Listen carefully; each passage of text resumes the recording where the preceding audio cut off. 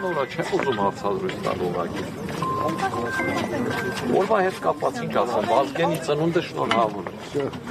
Ինչ ասեմ ավելի։ Բայց միակ հարազատն է պարոն Սարգսյան, որ Միակը չեմ։ Այսօր տեսել եք։ Միակը չեմ, նախ հարազատ, Վազգենը հարազատն էր, լիք շատ ունի,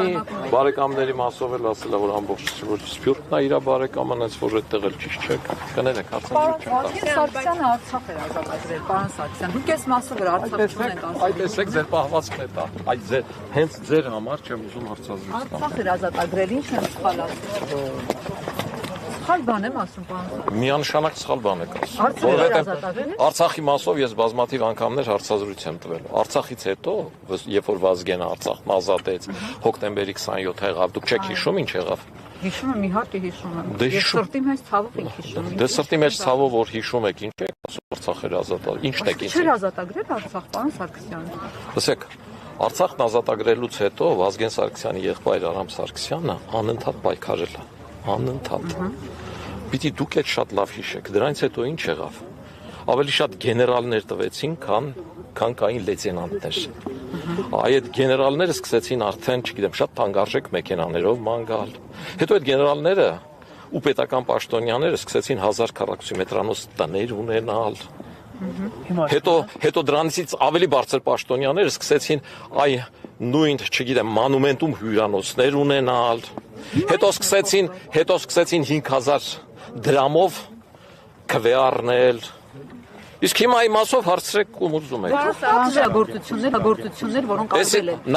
Նախկին իշխանություններն ասում են, որ իրենց պատժում են, որ ամեն օր դատարաններ են կանչում, որ իրանք ամեն օր դատարաններում հարցակնություն են տալիս, որ այդ դատարաններում իրենք ունեն փաստաբաններ, այդ փաստաբանները իրանք շահերը շատ լավ պաշտպանում են, ի տարբերություն այն ժամանակվա դատարանների, որ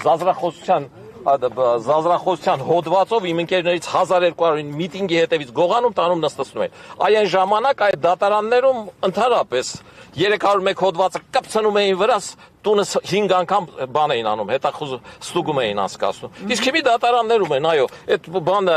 անօրինական գույքի բանով դատարաններում չեն, այսօր դատարանում չի առաջին, երկրորդ նախագահը, երրորդ նախագահը։ Իսկ դուք ինչ եք ուզում անեք, դուք ուզում եք, որ իրենց դատեն։ Մեղադրական ակտ չկա։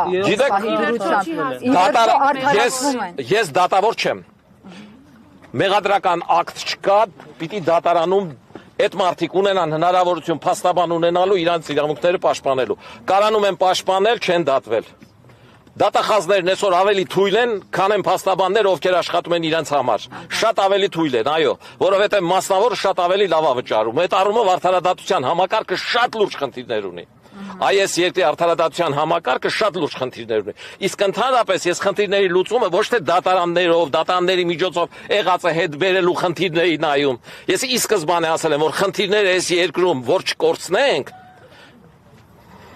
ընդհանուր ազգային համաձայնության գալու միջոցով պիտի լիներ։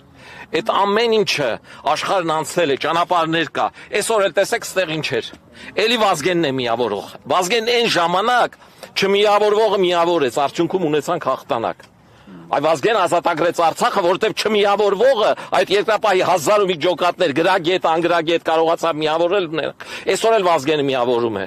Մենք եկել ենք այստեղ, հանրապետականն եկավ, հանրապետականի Տարոն Մարգարյանի հետ, Դավիթ Հարությունյանի հետ ողջագուրվեցինք էլ, բարևեցինք, ով միավորեց Վազգենը։ Ով էր Վազգենի միավորածը բաժանում, ով էր Վազգենի դեմ 99-ին տարբեր կուսակցություններով մրցակցում, հետո Վազգենից հետո Վազգենի կուսակցությունը գողանում։ Գնացեք այդ հարցերը իրենց տվեք։ Լևոն Քոչարյանը, Ռոբերտ Քոչարյանի որդին։ Դե թողում եք ծննդյան օր։